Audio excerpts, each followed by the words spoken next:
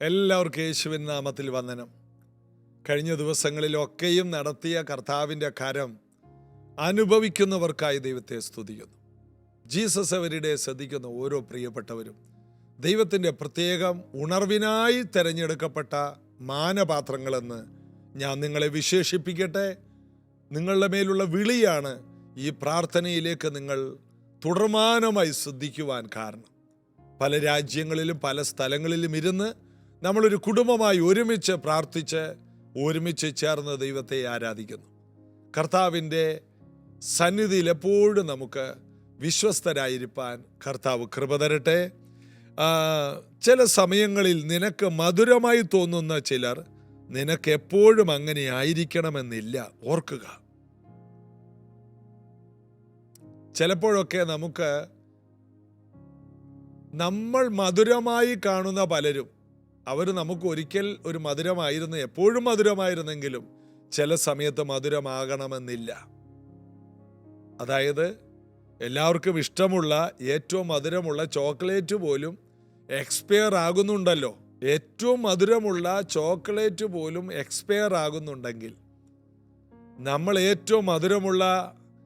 ഏറ്റവും ഇഷ്ടപ്പെടുന്ന ചില വ്യക്തികൾ അവർ എപ്പോഴും നമ്മുടെ കൂടെ തുടരണമെന്നില്ല. എന്നാൽ ലോകാവസാനത്തോളം എല്ലാ നാളും ഞാൻ നിങ്ങളുടെ കൂടെയുണ്ടെന്ന് പറഞ്ഞ കർത്താവ്, ആ കർത്താവിൽ ഉള്ള വചനത്തിലുള്ള മധുരം, അതിനെക്കുറിച്ച് പറയുന്നത് തേനിനേക്കാളും തേൻകട്ടയേക്കാൾ മധുരം എന്നാ പറയുന്നത്.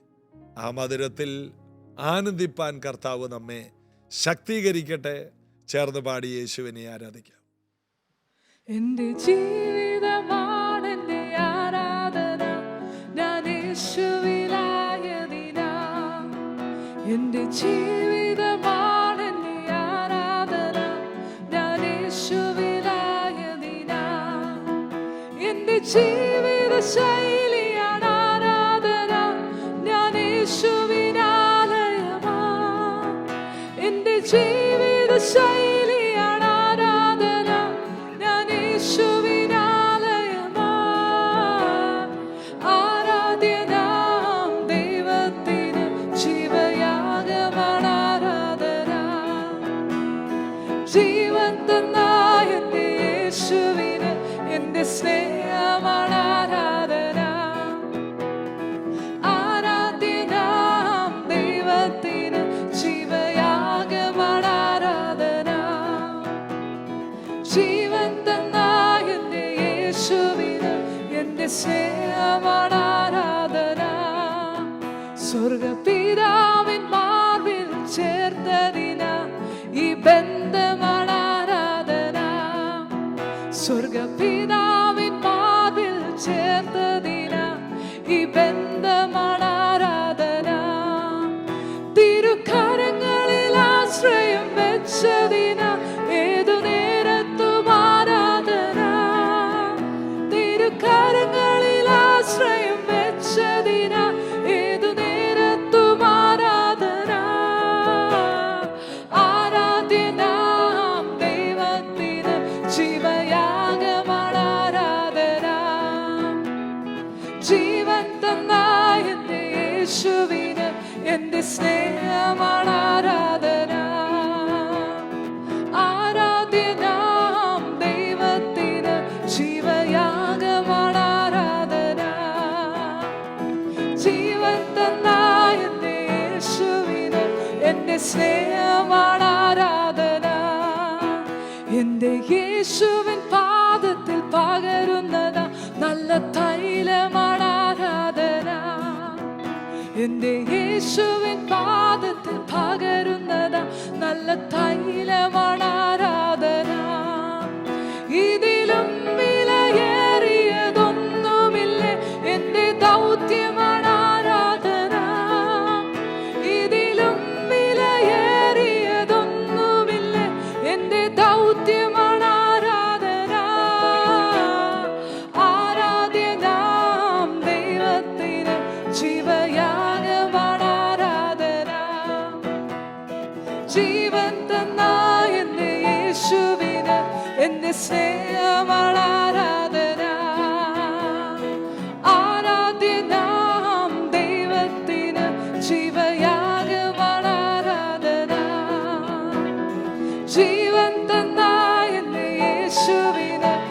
എന്റെ സ്നേഹമാണ് ആരാധന.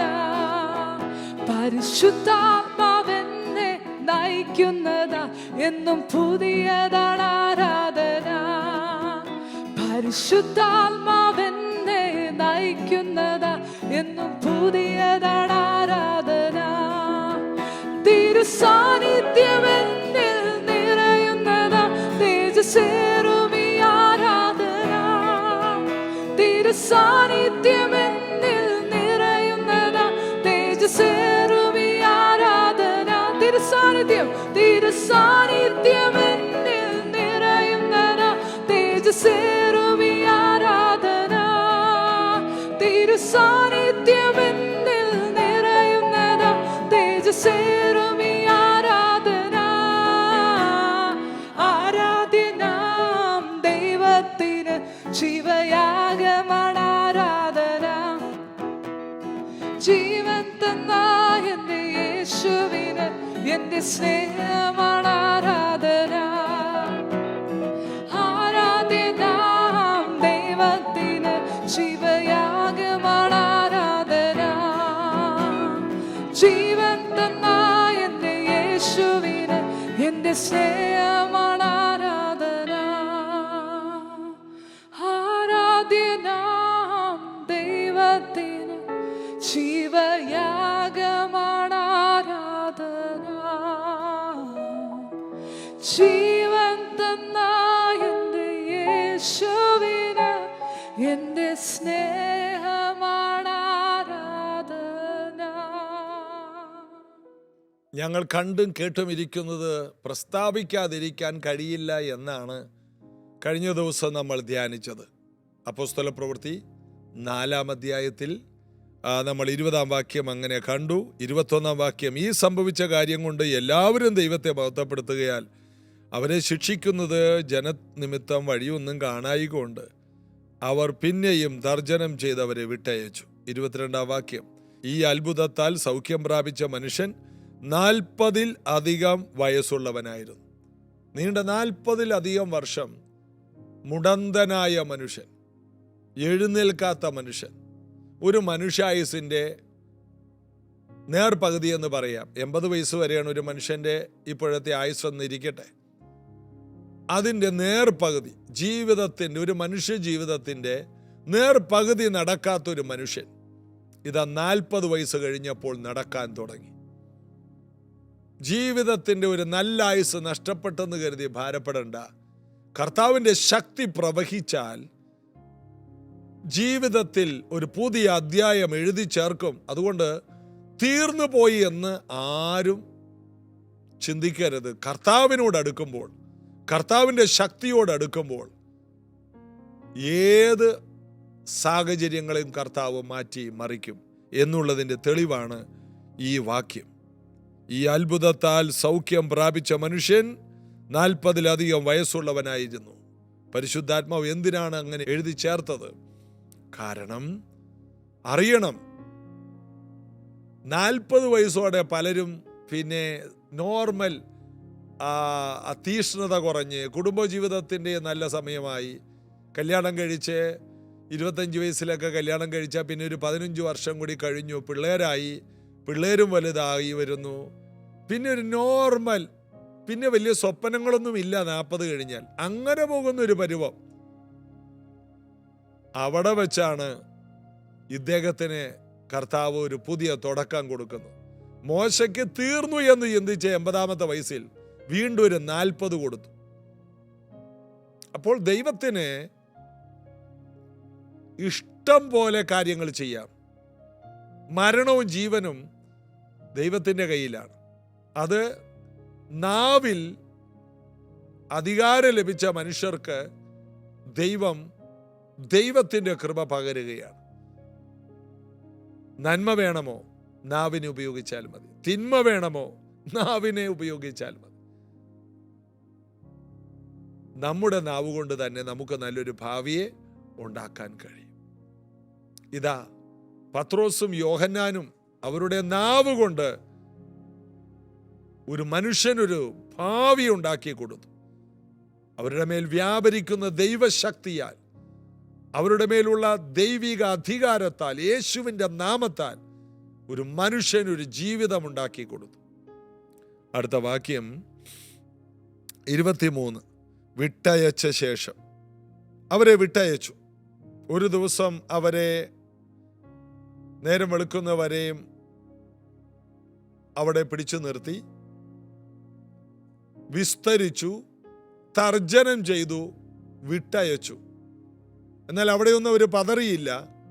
എന്നാൽ ഇത് കഴിഞ്ഞപ്പോൾ ഇവരുടെ കൂട്ടാളികളുടെ അടുക്കൽ ചെല്ലുന്നു.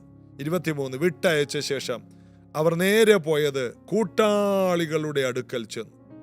മഹാപുരോഹിതന്മാരും മൂപ്പന്മാരും തങ്ങളോട് പറഞ്ഞതെല്ലാം അറിയിച്ചു. ഇനി മേലാൽ ഈ നാമത്തിൽ സംസാരിക്കരുത് എന്ന ഒരു നിയമം അവർ കൊണ്ടുവന്ന കാര്യങ്ങൾ അറിയിച്ചു. 24 വാക്യം. അത് കേട്ടിട്ട് അവർ ഒരുമനപ്പെട്ട് ദൈവത്തോട് നിലവിളിച്ച് പറഞ്ഞത്, ആകാശവും ഭൂമിയും സമുദ്രവും അവയിലുള്ള സകലതും ഉണ്ടാക്കിയ നാഥനെ. ദൈവത്തെ സംബോധന ചെയ്യുക, സ്വർഗസ്ഥനായ പിതാവിനെ സംബോധന ചെയ്യണം. ആകാശവും ഭൂമിയും സർവവും അതിലുള്ള സകലതും ഉണ്ടാക്കിയ നാഥനെ. സകലത്തെ ഉളവാക്കിയത് അങ്ങാണ് പിതാവേ. അടുത്തത്, ജാതികൾ കലഹിക്കുന്നതും വംശങ്ങൾ വ്യർത്ഥമായി നിരൂപിക്കുന്നതും എന്ത്? ഭൂമിയിലെ രാജാക്കന്മാർ അണിനിരക്കുകയും അധിപതികൾ കർത്താവിന് വിരോധമായി അവന്റെ അഭിഷിക്തന് വിരോധമായി ഒന്നിച്ചു കൂടുകയും ചെയ്തിരിക്കുന്നു എന്ന് സങ്കീർത്തനത്തിലൊരു ഭാഗം എടുത്ത് പറയുകയാണ്. എന്ന് നിന്റെ ദാസനായ ദാവീദ് മുഖാന്തരം പരിശുദ്ധാത്മാവിൽ അരുളി ചെയ്തവനെ. ജാതികൾ കലഹിക്കുന്നു, വംശങ്ങൾ വ്യർത്ഥമായി നിരൂപിക്കുന്നു, നിനക്കും നിന്റെ അഭിഷിക്തന് വിരോധമായി ഒന്നിച്ചു കൂടുകയും ചെയ്തിരിക്കുന്നു എന്ന് ദാവീദ് മുഖാന്തരം അരുളി ചെയ്തവനെ. സംഭവിക്കണമെന്ന് വെച്ച് നിന്റെ കൈയും നിന്റെ ആലോചനയും മുൻ നിയമിച്ചതൊക്കെയും ചെയ്തിരിക്കുന്നു സത്യം. 27 വാക്യം. നീ അഭിഷേകം ചെയ്ത യേശു എന്ന നിന്റെ പരിശുദ്ധ ദാസന് വിരോധമായി ഹെരോദാവും പാന്തിയോസ് പിലാത്തോസും ജാതികളും ഇസ്രായേൽ ജനവുമായി ഈ നഗരത്തിൽ ഒന്നിച്ചുകൂടി. എന്നാൽ സംഭവിക്കണമെന്ന് നിന്റെ കൈയും നിന്റെ ആലോചനയും മുൻ നിയമിച്ചതൊക്കെയും ചെയ്തിരിക്കുന്നു. അവരെല്ലാം ഒരുമിച്ച് കൂടിയെങ്കിലും അവരുടെ ഉദ്ദേശമല്ല നടന്നത്, പിതാവേ അങ്ങയുടെ ഉദ്ദേശമാണ് നടന്നത്. അതാണ് അവരോട് പ്രാർത്ഥിച്ചത്. പ്രാർത്ഥന മുഴുവനും ബൈബിൾ ബേസ്ഡ് ആണ്. ദൈവവചനത്തിൽ നിന്നുള്ള പ്രാർത്ഥന, ബൈബിളിലെ ഒരു ഭാഗം കോട്ട് ചെയ്തുള്ള പ്രാർത്ഥന നമ്മുടെ പ്രാർത്ഥനയെ ചലിപ്പിക്കും.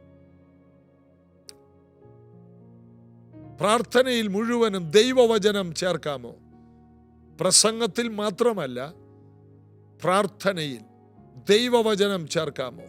അവിടെ ചില ചലനങ്ങൾ ഉണ്ടാകും. ദാവീദ് മുഖാന്തരം അരുളി ചെയ്തവനെ രാജാക്കന്മാരും മൂപ്പന്മാരും മഹാപുരോഹിതന്മാരെല്ലാം ഒരുമിച്ചുകൂടി.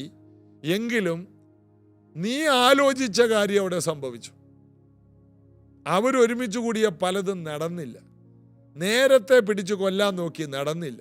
കല്ലെറിഞ്ഞു കൊല്ലാൻ നോക്കി, നടന്നില്ല. പട്ടണം പണിത മലയുടെ മുകളിൽ നിന്ന് തള്ളിയിട്ട് കൊല്ലാൻ നോക്കി, നടന്നില്ല. എന്നാൽ നിന്റെ ആലോചനയും കൈയും എന്ത് സംഭവിക്കണമെന്ന് തീരുമാനിച്ചു, അത് നടന്നു. ഇപ്പോഴോ കർത്താവേ, അവരുടെ ഭീഷണികളെ നോക്കണമേ. സൗഖ്യമാക്കാൻ നിന്റെ കൈ നീട്ടുന്നതിനാലും നിന്റെ പരിശുദ്ധ ദാസന യേശുവിൻ്റെ നാമത്തിൽ അടയാളങ്ങളും അത്ഭുതങ്ങളും ഉണ്ടാകുന്നതിനാലും നിന്റെ വചനം പൂർണ്ണ ധൈര്യത്തോടെ പ്രസ്താവിപ്പാൻ നിന്റെ ദാസന്മാർക്ക് കൃപ തരണേ. ശക്തമായൊരു പ്രാർത്ഥന. ഞങ്ങൾക്ക് ഇനിയും വചനം പറയണം. ഞങ്ങൾക്കിത് അടക്കി വെക്കാൻ കഴിയുന്നില്ല. എത്ര എതിർപ്പ് വന്നാൽ ഇത് പറയാതിരുന്നാൽ അയ്യോ എനിക്ക് കഷ്ടം. ഇരമ്യാവ് പറഞ്ഞതുപോലെ, ഞാനിത് സംസാരിക്കാതിരുന്നാൽ എൻ്റെ അസ്ഥികൾക്കകത്തു നിന്ന് പൊട്ടിപ്പോകുന്നത് പോലെ ഇത് പുറത്തു വരികയാണ്. എനിക്കിത് അടക്കി വെക്കാൻ കഴിയില്ല. അതുകൊണ്ട് ഞങ്ങൾക്കിത് പറയാനുള്ള കൃപ തരണേ. പ്രസംഗിക്കാനുള്ള കൃപയല്ല, അതെല്ലാം ഞങ്ങൾക്ക് വിഷയമല്ല. ഞങ്ങളിത് എങ്ങനെയെങ്കിലും പറഞ്ഞോളാം. ഞങ്ങൾക്കിത് അടക്കി വെക്കാൻ കഴിയില്ല. ഇത് എല്ലായിടത്തും ഞങ്ങൾക്ക് പറഞ്ഞേ മതിയാവും. ഞങ്ങൾ കണ്ടും കേട്ടും ഇരിക്കുന്നത് ഞങ്ങൾക്ക് പറയാതിരിക്കാൻ കഴിയുന്നില്ല. എന്നാൽ ഞങ്ങൾക്ക് വിരോധമായി ചില നിയമങ്ങൾ വന്നിരിക്കുന്നു. അതുകൊണ്ട് ശക്തി ഞങ്ങൾക്ക് നൽകണം. സംസാരിക്കാനുള്ള കൃപ വേണം. അതിനുള്ള അഭിഷേകം വേണം. അത്ഭുതങ്ങൾ ഉണ്ടാകുന്നു, അടയാളങ്ങൾ ഉണ്ടാകുന്നു. ഈ നാമത്തിൽ വലിയ ദൈവപ്രവൃത്തി ഉണ്ടാകുന്നു. അടക്കി വെച്ചാൽ ആയിരങ്ങൾക്ക് നാശമുണ്ടാകും. ഇത് അടക്കി വെച്ചാൽ അനേകർക്ക് നിത്യജീവൻ ലഭിക്കാതെ പോകും. ഇത് അടക്കി വെച്ചാൽ അനേകർക്ക് സൗഖ്യമില്ലാതെ പോകും. അടക്കി വെച്ചാൽ കർത്താവ് ദുഃഖിക്കും. ഇത് അടക്കി വെച്ചാൽ ദൈവരാജ്യം വളരില്ല. ഇത് അടക്കി വെച്ചാൽ സഭയ്ക്ക് വിശാലതയുണ്ടാകത്തില്ല. അതുകൊണ്ട് ഇതൊരിക്കലും അടക്കി വെക്കാതെ പരസ്യമായിട്ട് ഇത് പറയാൻ ഞങ്ങൾക്ക് ശക്തി നൽകണമേ. ഇങ്ങനൊരു പ്രാർത്ഥന ഈ നാളുകളിൽ ദൈവസഭകളിൽ ഉണ്ടായിരുന്നെങ്കിൽ, കർത്താവേ, നിന്റെ വചനം പറയാൻ, സുവിശേഷം പറയാനുള്ള ശക്തി തരണേ. അതിന് വിരോധമായിട്ട് നിയമങ്ങൾ വരുന്നു. എന്നാൽ നിയമത്തെ വെല്ലുന്നൊരു ശക്തി ഞങ്ങൾക്ക് വേണം കർത്താവേ. ഇത് അടക്കി വെക്കാൻ ഒരിക്കലും ഇടയാകരുതേ. ഇത് ഞങ്ങളുടെ അകത്തു നിന്ന് പുറത്തോട്ട് ചാടി ഒരു ജീവജല നദി പോലെ പുറത്തോട്ട് ചാടി പുറപ്പെടണം. അതിനുള്ള ശക്തി ഞങ്ങളുടെ മേൽ പകരണമേ. അവര് പ്രാർത്ഥിക്കാൻ തുടങ്ങി. 31-ാം വാക്യം.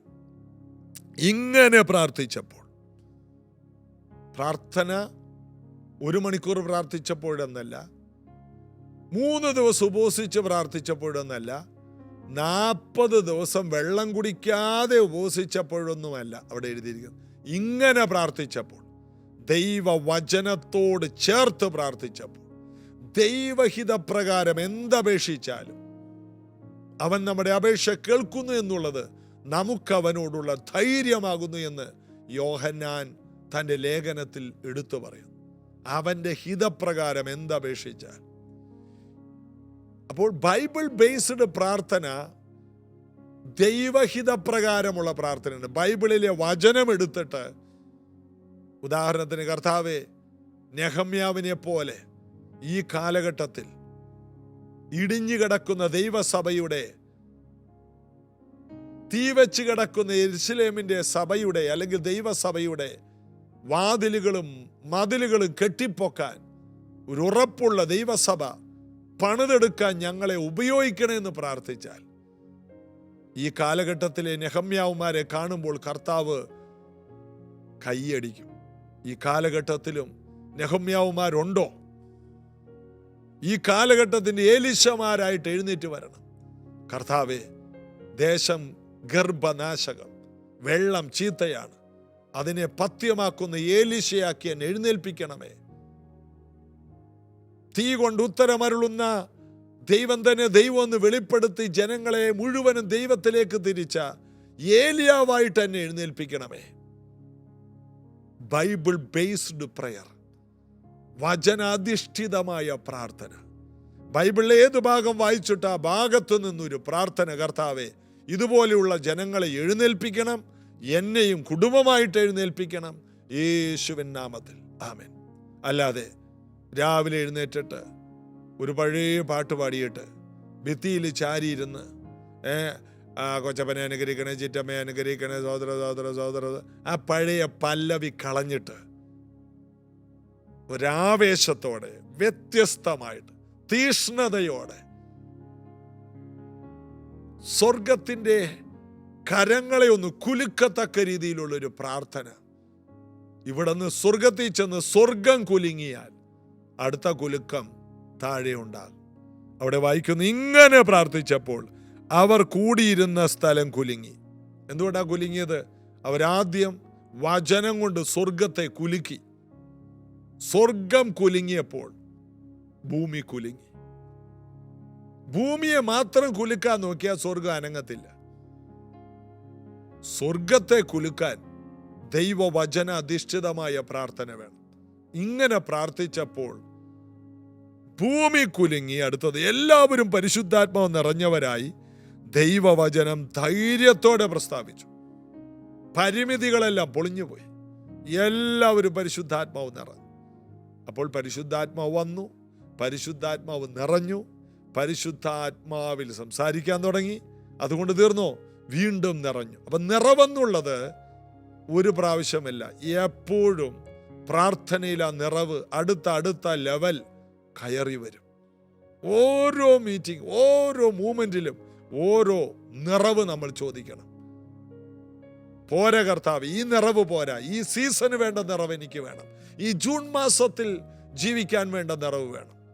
നമ്മൾ അതിന് പകരം പ്രാർത്ഥിക്കുന്ന, കർത്താവേ മോനൊരു അഡ്മിഷൻ വേണം, മോൾക്കൊരു അഡ്മിഷൻ വേണം, ഈ മഴക്കാലത്ത് ജീവിക്കാൻ 4-5 കാശ് വേണം.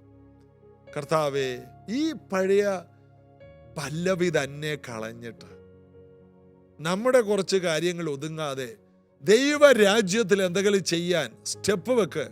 അവൻ്റെ രാജ്യവും നീതി അന്വേഷിക്കുമ്പോൾ അതോടുകൂടെ നമ്മുടെ എല്ലാ കാര്യങ്ങളിലും മറുപടി ഉണ്ടാകും. ഇതെത്ര പറഞ്ഞാലും പഴയ പ്രാർത്ഥനയിലോട്ട് തന്നെ, ആ ട്രഡീഷണൽ പ്രാർത്ഥനയിൽ തന്നെ നമ്മൾ ഒതുങ്ങും. ബൈബിൾ ബേസ്ഡ് പ്രയറിലോട്ട് വരണം.